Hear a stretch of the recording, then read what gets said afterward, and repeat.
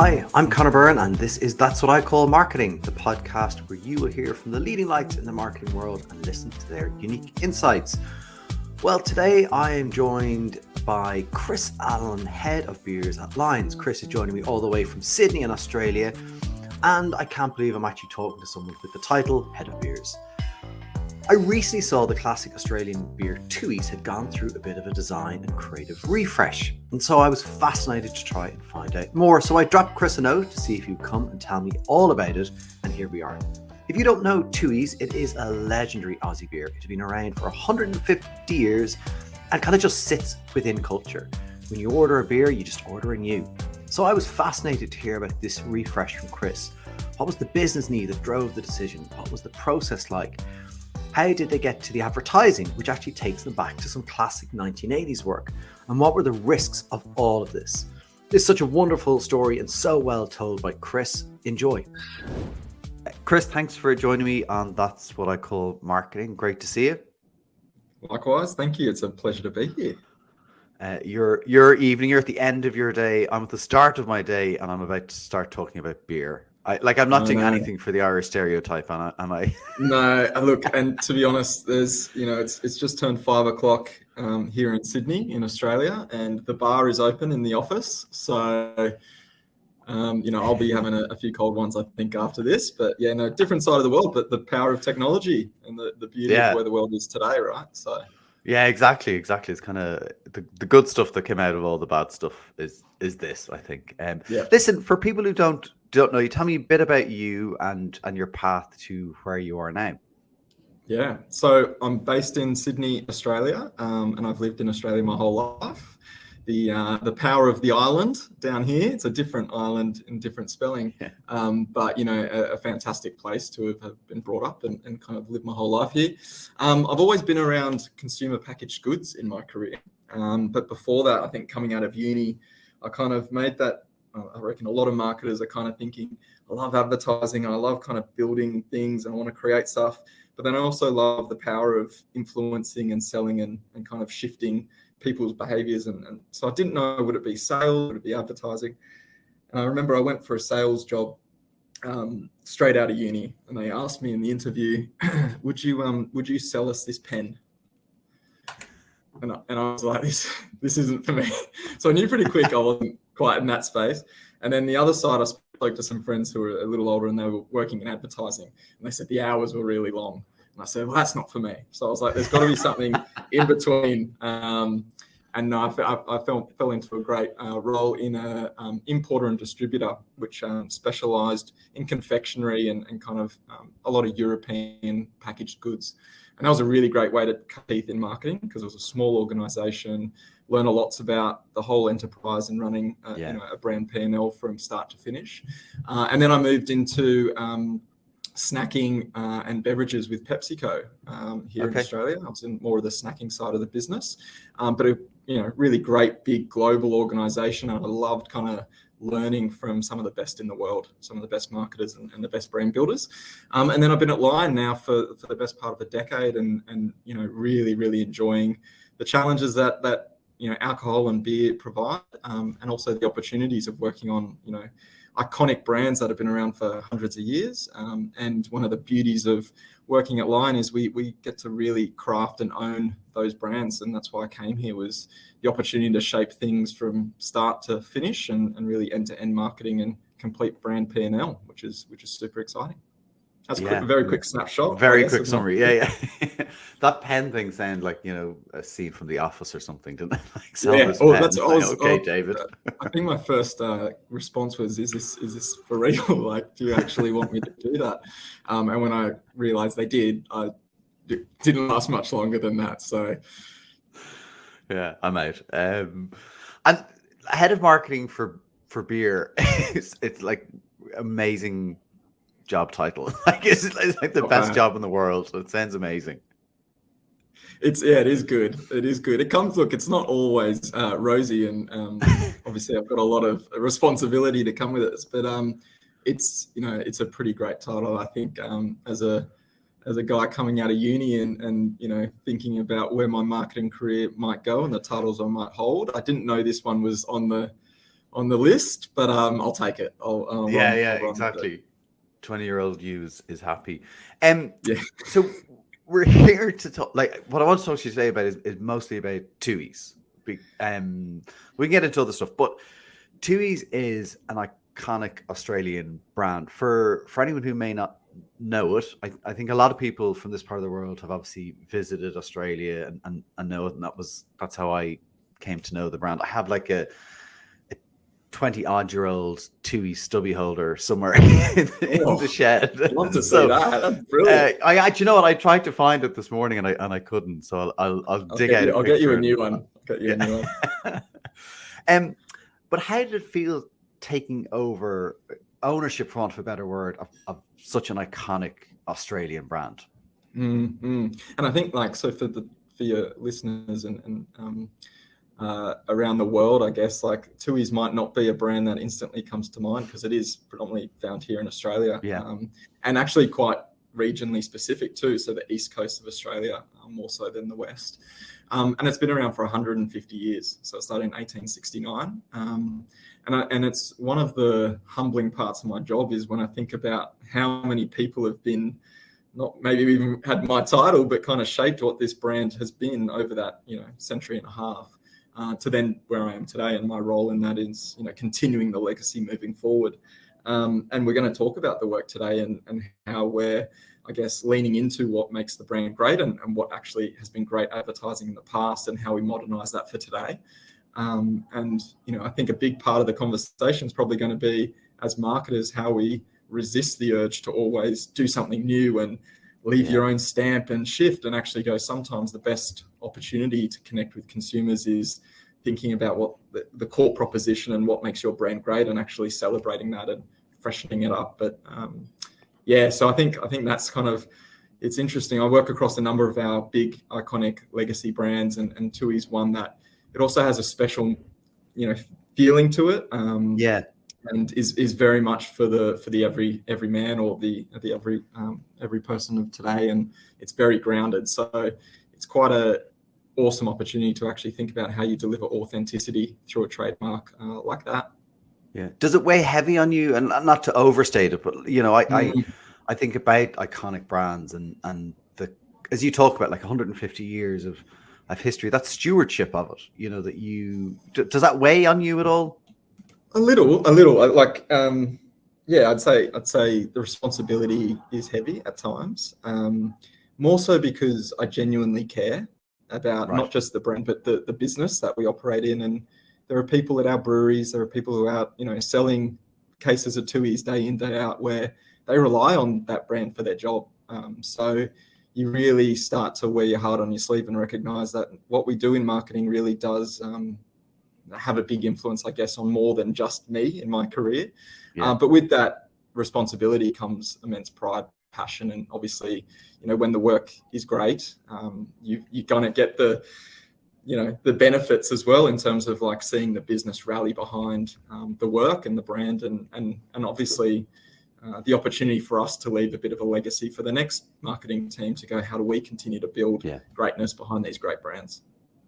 You touched a bit on the beer landscape in Australia. Now, my recollection, and I'm definitely aging myself massively here, but like it was kind of like a Tooheys VB market. That's changed now, I know.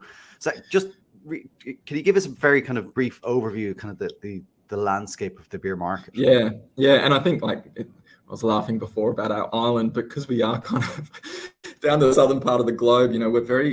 Beer was built around kind of some big trademarks a few years ago, and they really just established themselves in the market, and there wasn't a lot of diversity or variety. There was kind of a few big brands, and that was really through the 19th century that was happening. So there was Tooheys, Forex, Carlton, VB, and there was really not a lot of, you went to a pub and it either had one of those or one of the others, kind of thing. And that's significantly changed now, and we've seen that across so many different industries and categories, just variety and diversity of offerings. And then even just beer styles has evolved, so craft beer has become much more of a dominant force. We've got obviously a lot of international beer here too, but we tend to be a domestic beer market, driven by I guess, localization or kind of heritage and connection within state boundaries, which is why Tooheys is quite big in the state of New South Wales. And you go to Queensland, and Forex has been kind of the icon of that state, and then Victoria has Carlton and VB. So it was a very interesting kind of landscape. Not that I was a big part of it through the earlier part of the 19th century and probably the middle to later stages, but then the 80s really started to shift how the brand started to connect in culture. And then through the 90s and then into 2000s is when we started to see more of a fragmentation or diversification of the types of beers. And we started to see a shift from these classic Australian lagers into things like clear bottle, contemporary liquids, and then later in the 2000s was when craft really started to hit. So now you go to a pub and there's 15 different options. And, you know, for a brand like Tooheys, it's how do we connect and stand out from the rest? Because it's much more challenging than it probably was back then. Yeah, and so with the legacy, I guess, with legacy and heritage comes the challenge of how do you compete in the more diversified landscape with lots of different options and tastes and flavors, and, you know, do you want your beer to taste like a soft drink, you know, like it, so there's that. So how does Tooheys start to land? And did that bring you to the need for the refresh kind of packaging design? Like, what brought you to the point of the kind of brand refresh that you've just done? Yeah, totally. So I think, you know, as we said, Tooheys has been through so many different refreshes or restages in 150 years as it's had to. So, you know, when you get your head around that, you go, it's actually part of managing the brand is constantly changing, you know, in a very long time frame. So the last 10 years has been quite challenging from a beer perspective, from a volume perspective. So it's been much harder to get the same level of growth out of Tooheys and many of the other brands in the Australian market. So, you know, it was a time to rethink how we invest behind this big trademark. It's our second biggest brand at Lion. And actually then think about not just money and dollars, but also how it looks, how it shows up, and how it meets consumers' needs of today. So we hadn't had a pack refresh in 8 years. So packaging obviously being such a key, it's the number one touch point in terms of how consumers buy your brand. So modernizing that and really simplifying to meet kind of where design trends have been going. But in reinforcing the distinctive assets. As we know, distinctive brand assets are so critical. And when you've got a legacy brand, you know, actually they're the strongest thing. And it's enviable to have 100 years of history behind something like a logo. So just really dialing that up is part of the fun. But then it did need a bit of a fresh kind of perspective. But it's interesting with so much going on in the landscape of beer. The question we really had to ask ourselves is not where do we need to take it, but actually what holds true to this brand that none of these other new entrants can actually offer. And it's around value and value of proposition of what this DNA, this brand is, and quality of the beer.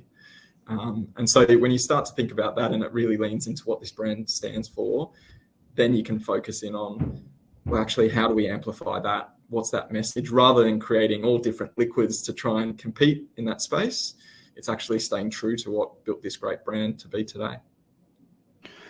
When you went into this process, you know, I'm assuming a ton of research was carried out to kind of, I even probably get you to the point of saying we need to do this, right? Because just because it was 8 years, it could be 9 years or 10 years. What were the determining factors that made it really clear that this refresh was required now versus we can wait 4 years, or we can, you know, was there pressure on the business? What were those decisions and kind of? A few things. I mean, pressure on the business for sure. Second biggest brand, had been declining for a little while. And then I think also our consumer measures around brand health, kind of all the triggers that you would be measuring as any marketer would, with a lot of things that had kind of compounded over the last decade or so around being a bit of a dad's brand. Now, I personally find that offensive because I'm a dad, firstly. But then second to that is I actually think history and heritage is something to be pretty proud of. Yeah. So it's trying to shift that perception to make it into a positive. Now, it does take a little time before that becomes something to leverage rather than something that you're fighting up against. So those are just a few signs of time is now. And I think actually the other one I probably mention is COVID, which obviously disrupted everybody all around the world. But here in Australia, it really, the consumer and the beer drinker went back to the brands they trusted and the brands that they could rely on. So being 150 odd years, it was actually a real strength. So it was almost like coming out of that, we recognized an opportunity to go, this brand, it's our second biggest brand. It's so important to us as a business, but also it's actually resonating with consumers again. And this is an opportunity for us to show that we're still relevant. That is really interesting, isn't it? That people kind of, I know, you know, I worked with people in Australia, and like COVID was horrible, but like in Australia, like people were stuck, as you say, it's a big island, but it's an island, and you couldn't leave, and so people kind of wanted to go back to feeling secure, maybe, you know, through a beer. I know that sounds really like pop psychology stuff, but seems to be the case, right? It is, and like we are quite a state-driven country. So Western Australia basically shut its border, and it was like we don't want anyone to come in. So even within our own country, we felt isolated. So these brands that are kind of, you know, have a long history, are known for quality, people can trust, but also mean something to your state, actually was really powerful. And we saw good growth across a number of our state-based brands. So it was just a really interesting period, I guess, for all of us. And obviously, hopefully it never happens again, like that kind of extremity. But it's also, that is a huge shift in consumer behavior. And I think as a marketer, you can react and respond in the moment, or think about what's the opportunity and how's behavior changed and how does your brand fit to that. And I think it's probably more of that we're trying to really leverage. That's really interesting. It kind of really created that, you know, I guess an insight for you as a team, kind of going, there's something happening here that we can leverage. And, you know, David Taylor, the brand Jim, talks about the concept of fresh consistency, which to me, it seems exactly what you're doing. It's like, we're not trying to throw things out. How did you approach then the design piece particularly? Because you know, the famous Tropicana example where, you know, the brilliant design that Debbie Millman did, and then that got thrown out and like their sales just plummeted. How did you make sure that you weren't going to be Tooheys Tropicana? Not a bad innovation. Maybe I should think of that. I think it was really coming down to, there was obviously, we did testing, we got great design partners, you know, in agency partners, but also internal design experts here at Line. So, you know, having the right people involved in the journey, critical. And I don't just mean expertise, but also key stakeholders who know the brand. So I think this is another thing. As marketers, we often think we know our brands best, but there are plenty of people who have worked on them for longer or know a lot of the origins and history better than us. So bringing them into the conversation and understanding. But as a marketing team, I think the focus for us was always around, what are the things we can't change? What are the things that are absolutely consistent and important? And so for us was the logo, the Tooheys brand name, the stag, which is our, I guess, emblem or kind of, you know, device in terms of an imagery statement that sits on pack, and it's got a lot of baked in meaning for the brand. And then there was kind of our product descriptors or names, and then beyond that there was a little bit of color, and all of these elements form part of our distinctive brand asset matrix. So it was like, okay, these things are critical. Now how we play with them, we probably have a bit of flex, and the brief was literally show us weird and wonderful, make us a little nervous, show us really safe, and then like, let's play somewhere in the middle. And I think through that exploration and giving ourselves enough time and making sure we're checking in with consumer and checking in with stakeholders, just allowed us to see where we could go. And I think, you know, when you actually push the boundaries, you often find they're not that risky or that dangerous. It's actually where you got to play is in those edges. So we took a lot off the pack, to be honest, a lot of stuff that just didn't mean anything to us or to consumers. And it allowed for a much simpler design. And I think it really shows in the packaging. Yeah, it's really kind of like certainly clear, clean, new pops of the Tooheys new, like that. It's really, I imagine in store, that's like it's really looks great. Yeah. And it's such a big brand already. Like for us, it's very different to a new kind of emerging brand, which needs to fight for space in store. We're pretty well distributed. So it's actually like, we needed that packaging to stand out more than it has in the past. So we know consumers might automatically go in and look for new, but to be honest, most people have kind of got a broad repertoire. So it's actually like, what's going to capture their attention and signal that there's something new about new, so that they really go, oh, that's different, and I want to pick it up. Yeah, and just interesting on that, like, you know well about loyalty working in beer. People aren't necessarily loyal, so they might say they're, I drink new, but like they'll drink everything else as well. Like if someone puts something in front of them, they'll drink it, but they really mean I'll drink beer. Yes, they probably drink wine as well, 100%. Though.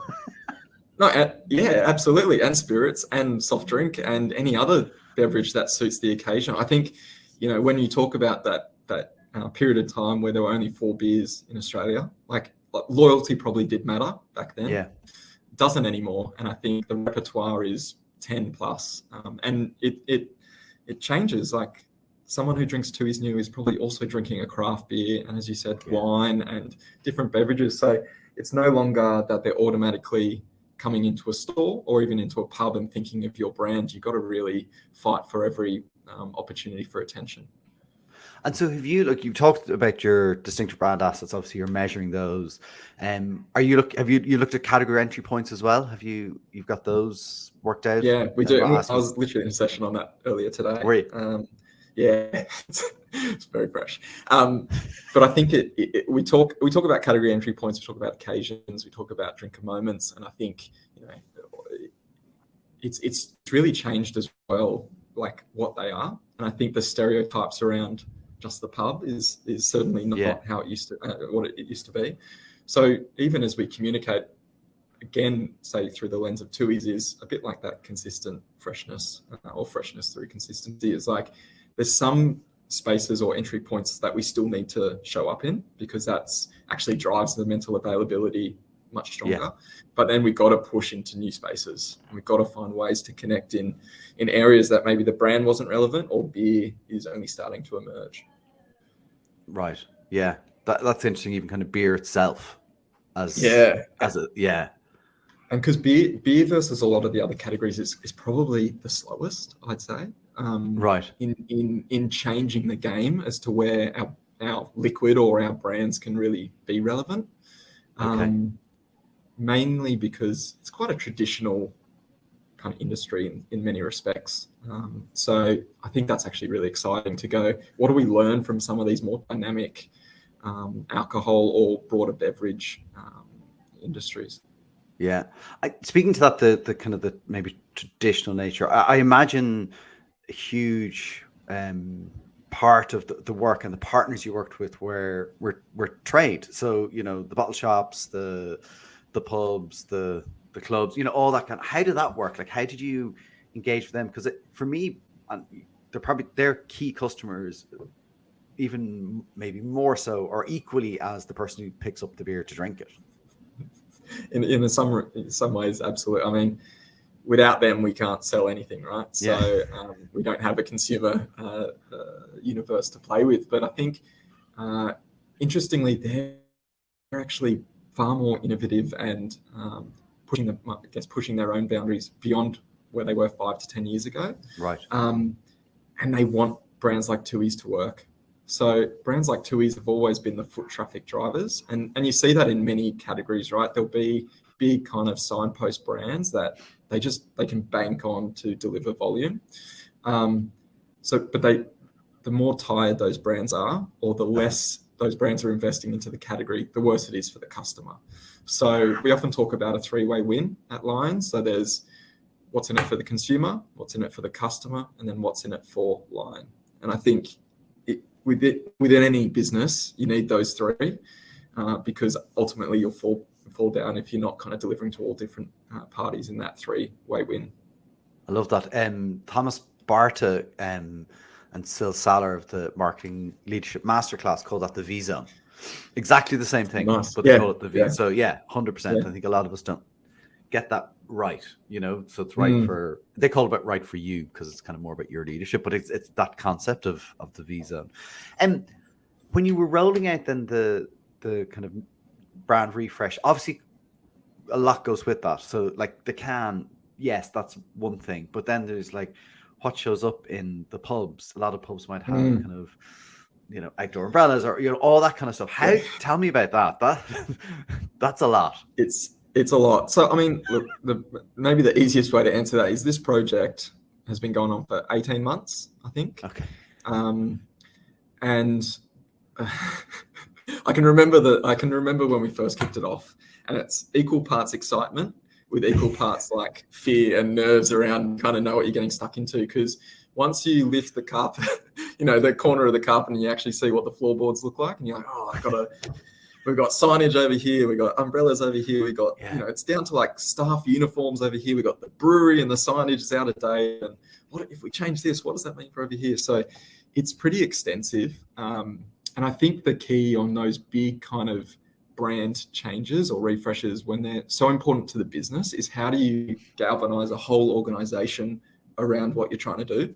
Yeah. And I think that's one of the big things as marketers is like to, I guess, drive vision and inspire the organization around what you're trying to accomplish. Because for 18 months, we've had to have a lot of different people involved in that project to make it happen. And I think when you have a really empowered and excited business, you start to see that a lot of those jobs to be done actually get done, Right. rather than you kind of doing all the heavy lifting, because people are in on the journey, they believe in the vision, and they really want to win. So it's been quite amazing to see how Lions rallied around Tooheys in the past 2 years, really. What did people get excited about? Was it winning? Oh, I think like it's a great brand. Like Yeah. it's just one of those brands you just want to work on, to be honest, and then Yeah. also you want to see it do well. And I think that's where, as a business, like we all know, we're not going to be here. I wish I was still here 150 years working on Tooheys, but I know the laws of human and the science around human bodies will probably prevent me from doing that. But you want it to win, so you just go, how do you be a part of that?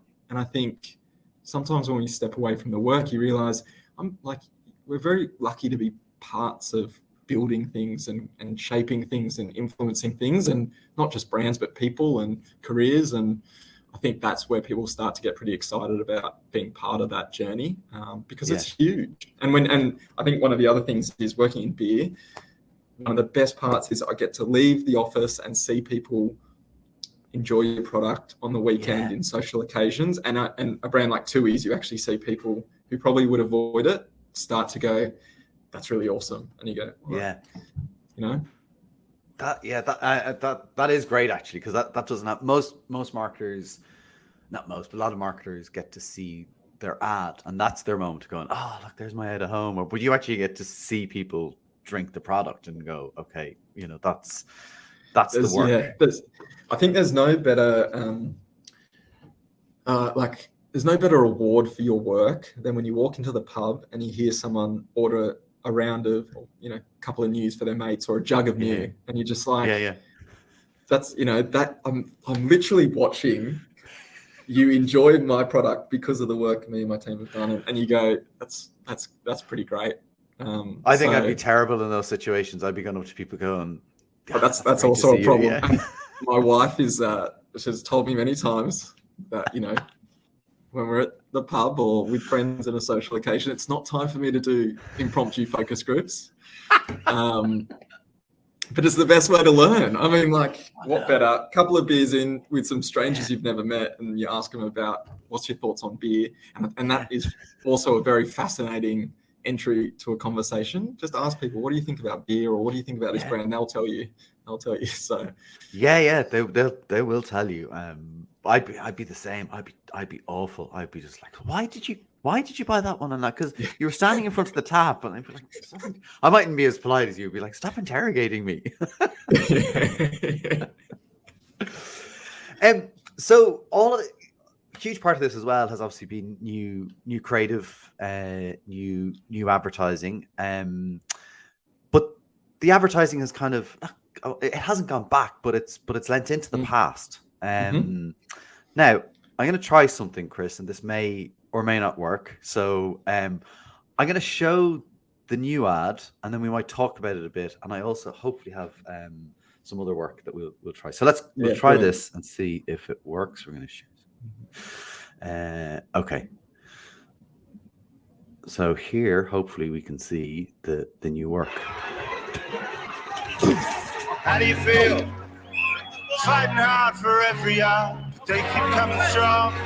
How do you feel? Backs to the wall, you're giving your all, but it could all go wrong. How do you feel? It's all to you to get the team through, so you power on.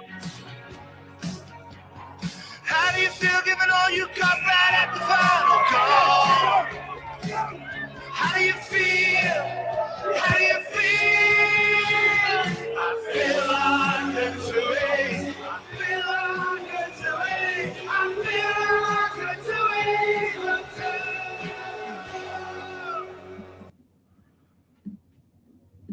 Okay, so did you hear that? I did, yeah.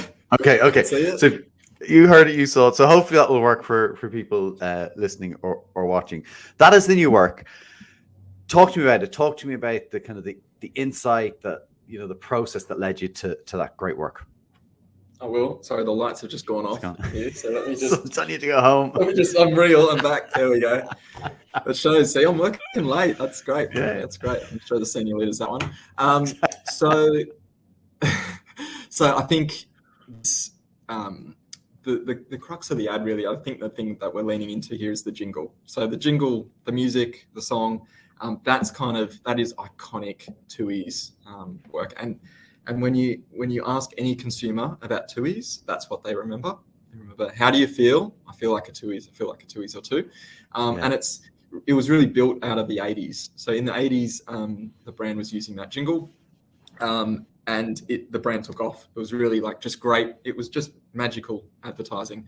And Mojo was an agency here in Australia through that period who were partnering on Tooheys. They did kind of Tooheys work. They did some great stuff with other Australian brands. They worked on Qantas. They also worked on the Tourism Australia ad where Shrimp on the Barbie came from. So they just got Australian culture, and they just understood brands and connecting with kind of the Australian consumer and beyond. And they crafted that jingle, and they were famous for jingles and lasting legacy across many industries. But we worked with Alan Johnson, who's one half of the Mojo organisation, and he actually, his vocals are on the original songs. Oh, they're his vocals? On the original songs. So wow. He's fortunately still with us, and we worked with him on this new edition. Because we wanted to, it wasn't just about doing the jingle again. It was actually about how do we use the jingle as a memory structure in some regards, but actually bring meaning to the trademark of today, and modernize it a little. So it's obviously got a new music track behind it, and a much more contemporary, youthful voice. But it was about connecting in the same kind of ways that made the brand great in the 80s, but doing it in a way that felt right for 2023 and into next year. So that's where we kind of let back into what's made the brand great and what do consumers attach from a meaning perspective to the brand. And let's play in that space rather than let's just create an ad. Yeah. Everyone loves creating ads. Let's just create an ad about Tooheys and that'll be great. It's like, well, no, we've got lots to learn from in our history. So let's fish where the fish are and actually really bring and celebrate, I guess, the history of Tooheys and do it in a fresh way. I want to ask you about that. I think I'm going to try play the 80s ad just so people. Oh, brilliant! Yeah. We'll see if that works. Okay, hang on. We'll try this again. And so this hopefully is going to be the right. Or one of them anyway. Yeah, which one?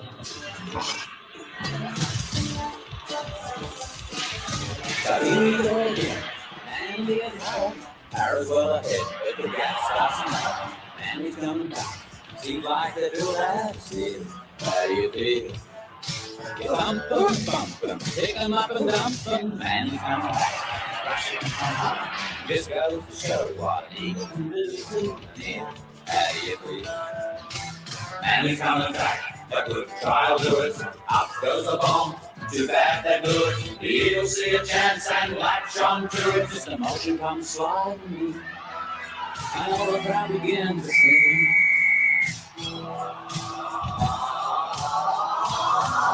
I feel like I'm Tooheys. I feel like I'm Tooheys. I feel like I'm Tooheys or two. Amazing. We might need to explain. There's so many things I think your listeners might need to understand about that. That's there you go. That's Australian culture in the 80s for you. Lots of moustaches, short shorts. Yeah, brilliant. But there's plenty more as well, right? There's plenty more. Yeah. It's just gold. It's just advertising genius, and it was brilliant. So yeah, and it was fun. Like even like as you do, you kind of do a bit of a look on Twitter, and like people seem to have really reacted well. And so that's like a terrible Twitter straw poll. People going, "Oh wow, it's great to see kind of this back." It's that others were like they don't make ads like this anymore about the Mojo one, but the one we just showed now. But then you have made an ad like that again. So was there any risk though that going back? You've talked about obviously again refreshing it and bringing it up to date, but were you worried at all that people are going to go, it's old? Yeah, definitely. I'm not going to lie. I'm a pretty honest guy. So yeah, that risk came through. But I think the key thing for me on it was we were very clear on who we were going after. Obviously through media principles, we'll reach enough people to make sure we tick off all the boxes. But at the same point, this was very much about lapsed consumers for Tooheys, people who knew of Tooheys and had some recollection or understanding, but had walked away. So that's a huge opportunity for us as a business. Rather than, hey, people who have just started drinking, you're 19, 20 in Australia, like coming to Tooheys, we'll find a way to connect and appeal. But it's actually like they need to find their own connection with what is the DNA of the brand. And the big opportunity in the short term is actually looking at, how do we bring people back to the brand? Because there's a huge population who tried us, used to like us, but they need a reason to buy us. Right. And that's where the jingle's so powerful, because we could have created something entirely new and expected everyone to somehow attach meaning in a very cluttered landscape with mixed messages all different days of the week. And this just cuts straight to it. And it takes people back to, again, brands they know, brands they trust, a simpler time, and that security and safety to go, this is a brand that I used to love, and why don't I love it anymore?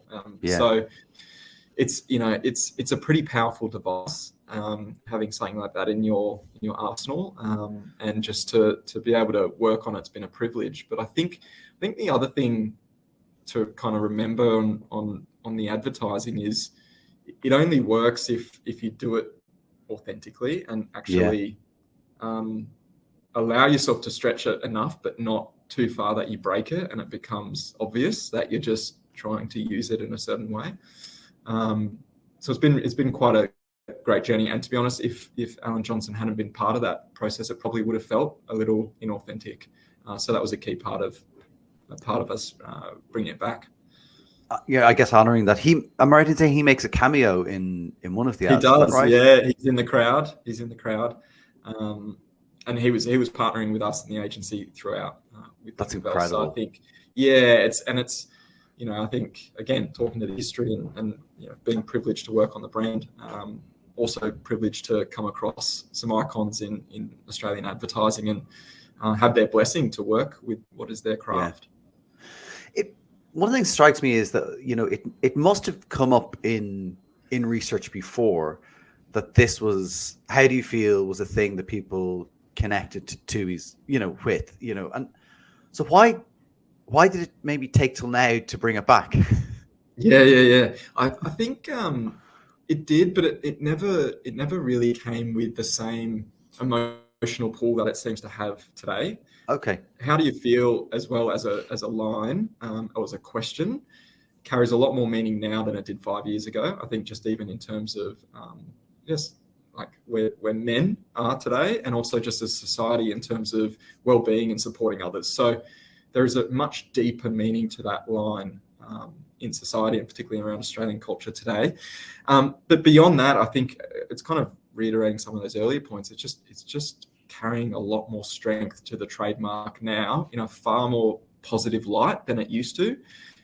10 years ago, last 5 years even, all of the memory structures for Tooheys were kind of dated in that era of 80s, which was probably not a progressive society that we are in today. So it's like, how do we shift and move beyond that and actually go, this is where society is today, and therefore giving it a bit of a cosmetic lift to go, this is therefore how this is contextually relevant to today. Now, I'll also make note that we can't advertise like we used to. So a lot of the kind of, jumping off points creatively that you see in the ads in the 80s, we can't do legally, alcohol restrictions, all that kind of stuff. So that's a challenge in itself as well. But that's where you go, a line and a jingle can actually really help us cut through and drive that consistency across decades. Yeah, and to go back to one of the points you make there, like the danger in which you've avoided is harking back to saying things were better in the 80s. It's not about that. Like it's definitely really not about that. You can see that in the work. Yeah, and I think that's where it connects deeper on a deeper emotional level around it. It's not about let's take you back to how good it was in the 80s. It's actually more around the values and things you hold dear are part of your society and cultural context, and they don't need to shift or change. And we as a brand don't shift and change, and we're not asking you to do that either. And I think that's quite a powerful, sentiment or message, I guess, for the consumer who goes, there's a lot going on in the world, and there's a lot that scares me, and there's so much change. And actually, there's a brand which continues to talk about the same things in a contemporary way. That speaks volumes to me. You touched on the kind of alcohol and advertising and codes and how challenging that can be. It's obviously, it is a difficult space to operate in terms of just regulation. So I think in Australia, you've got like obviously watersheds that you can't advertise before or after, but you can advertise in day part, right? Can you advertise during the day? Live sport. So during live sport we can, and different channels and different media touch points have different restrictions. I think, look, to be honest, it's a good thing because it actually is where society is, and it reflects, as a culture where we are. But what it does mean is we have to think differently about how we create content and also how do we connect. And there's probably opportunities, that we maybe didn't think was possible when we just operated in TV and out of home, and now it's thinking about different media touch points and how do you stretch and extend and connect in different ways. But it's got its challenges, but we're used to it and we're well versed, and we work well with the regulators to make sure everything we do is spot on. Well, I met Johnny Cahill, who's CMO of Heineken USA, for an episode of the podcast, and he worked in Russia, and you can't advertise beer in Russia. So there's a constraint, right? You can't actually advertise. So he got trucks of Heineken driving around, because obviously that, like the beer trucks have the branding, they have nothing in them. But he was like those constraints, I think, can sometimes lead to phenomenal creativity, right? And it's thinking about that and how you can be extra creative. Totally. And I think that's where you come back to, what is it within your brand that you can leverage? Like Heineken is an exceptional brand in terms of distinctive brand assets, but also just salience globally. And we're fortunate enough to actually distribute that brand here in Australia. So it's similar like with Tooheys. Like I look at the line, how do you feel? And personally, I'm really hopeful and very confident that we're going to actually start having that as part of the vernacular again, where the brand is attached to a colloquial saying, and we maybe don't even need the logo attached to it, that it starts to really, and that's where you go, well, where do you want it show up? All of a sudden it's a much stronger and broader context. So I agree. I think, whenever there's a challenge or a restriction, it's actually how do you find the opportunity in it? And how do you change? And actually that's where you push the boundaries. It can be exciting. You talked about agencies involved. There was a few agencies involved in this, obviously kind of, design, creative, internal. How did that work? How do you manage those relationships? So our creative agency, Think About, world-class, brilliant. brilliant partners for us on this journey. And then Weave is our design agency. And then our media agency, are probably the key partners, as well as Affinity, our digital partner. There's plenty more. We've got shop partners, we've got kind of agencies everywhere. But I think, it's really one of the key parts of this process. We held the briefing out at the brewery, invited the key agencies together, did a tour of the brewery with the brewers, heard firsthand from them what it means to them, history, taste the product, all that kind of stuff. And I think having everyone kind of part of that, it was literally a family working on this project, and then getting them to engage with the different business stakeholders, customers, meet the consumer. It is a bit iterative. You need to let them go and do their magic in their own worlds, but then you have to bring them together at certain juncture points to go, how does this all work together? How is it cohesive? So we're very fortunate. We have great partners, but it is also a bit of how do you manage different individuals and different businesses towards a common goal. Yeah, and then the internal piece as well, because obviously then you need to make sure that you're bringing the right, leadership in at the right moments. And was there any moments where you felt it's getting derailed? Those are good questions, names, but... have you been listening in for the last 18 months? No, I think I wouldn't say derail. I reckon one of the hardest parts of our job as marketing leaders is managing stakeholders and managing expectations. So how do you continue to engage senior leaders and decision makers in the right way, but not at the wrong times? Does that make sense? So you want them early, and you want to go, this is where we're going, and you want to make sure you're checking in before any derailments are possible. But you also need to ensure that the feedback you get at any point does not derail the process as well. So it's an interesting position to be in. You're kind of in the middle, but you're the orchestrator of it all. I think that, as we touched on, there was plenty of risk with the project. There was obviously also business pressure around, it has to be on time. We've got big things lined up against it.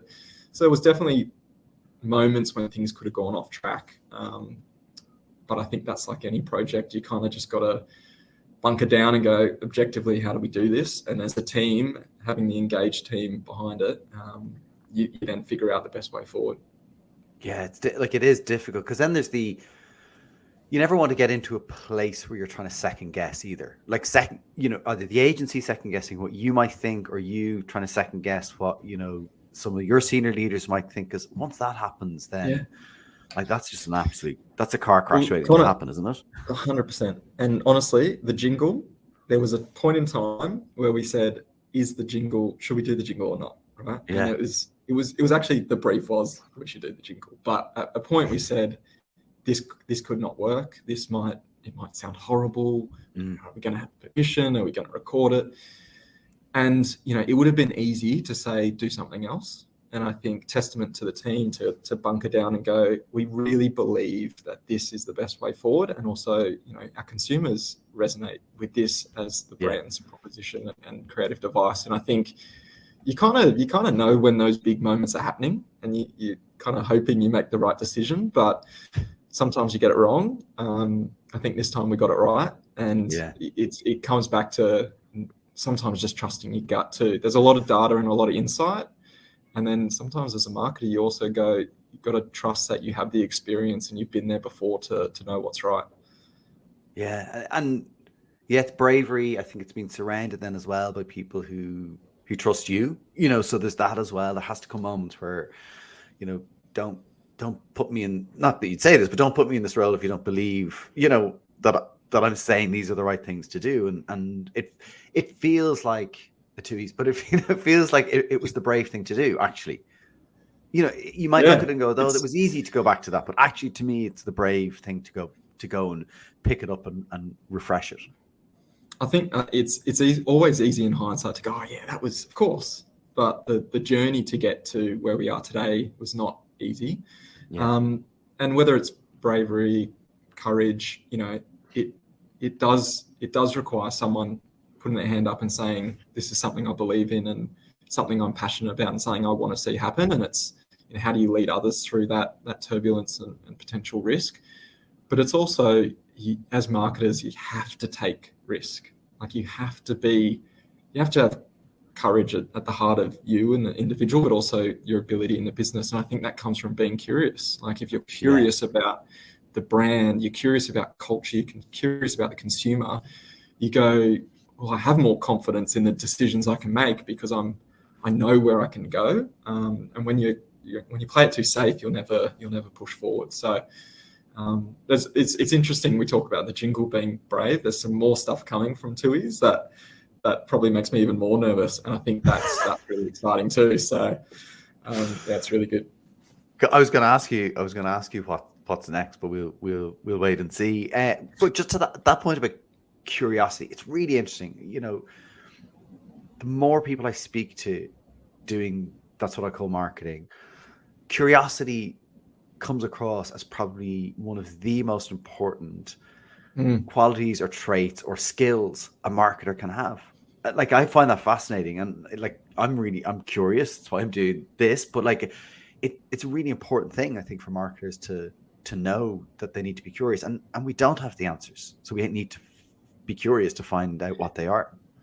I think spot on. Like as in you grow up. I think you don't know that you're curious until you start actually looking at life through that lens, and you realize everything you've done to where you are and why you're a marketer is because you have an inherent curiosity about you.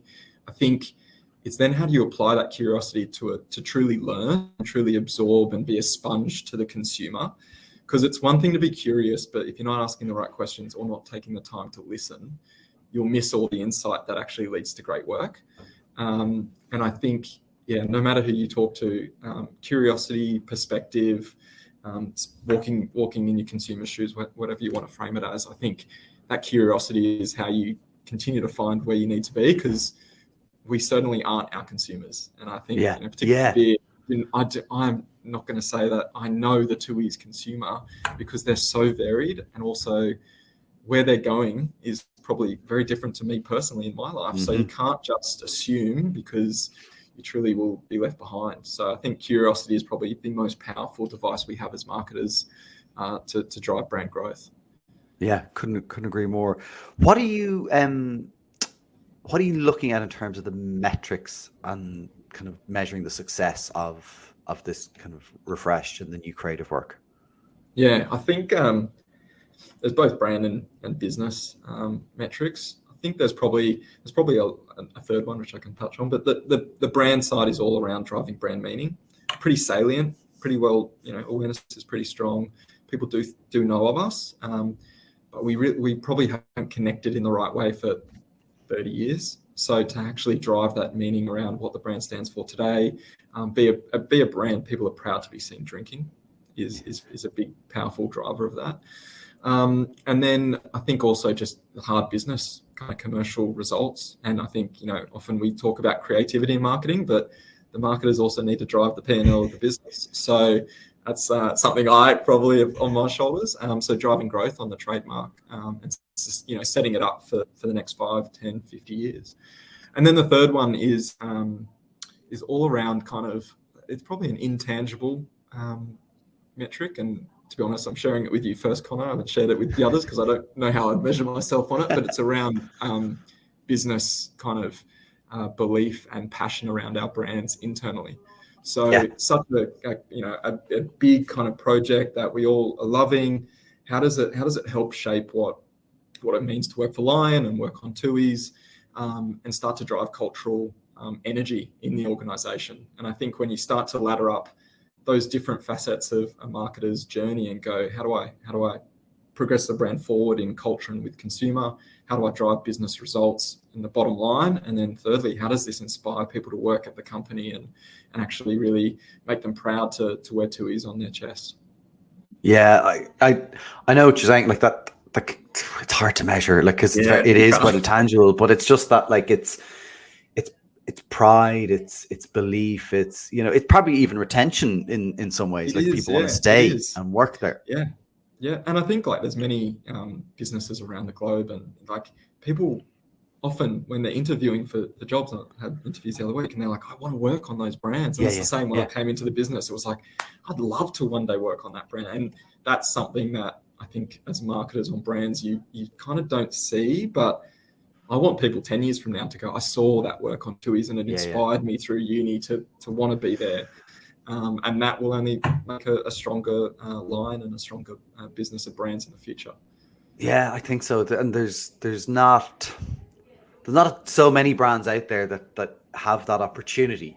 Do you know what I mean? And that have people coming. And that's so really interesting. Like, you know, when I saw the work, that's when I reached out and I was like, I want to talk to you about that, because it's fascinating that as someone who, you know, I lived in Australia for a while, I had that connection and I was like, I love that brand. And I always loved that brand. And I was like, they're doing something great. I want to find out more about it. So, are you saying saying it's working, Connor? Are you saying that the strategy works? That's no, I think that is spot on. And I think, you know, as I said, a privilege to work on some of these brands that have been around for 150 years. And there's a few in our stable, which we're very fortunate of, and they mean something to people. They truly mean something. And whether it's, you know, coming to Australia on a holiday and trying the beer and seeing it in culture and understanding it's really a big part of our culture is not just beer, but actually the brands and what they stand for.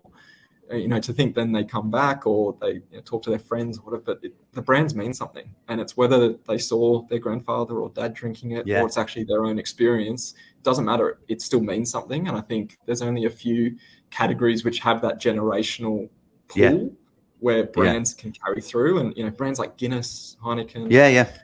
You know, these are phenomenal brands across the globe, but they've stood the test of time because they truly are strong brands, not just strong beers.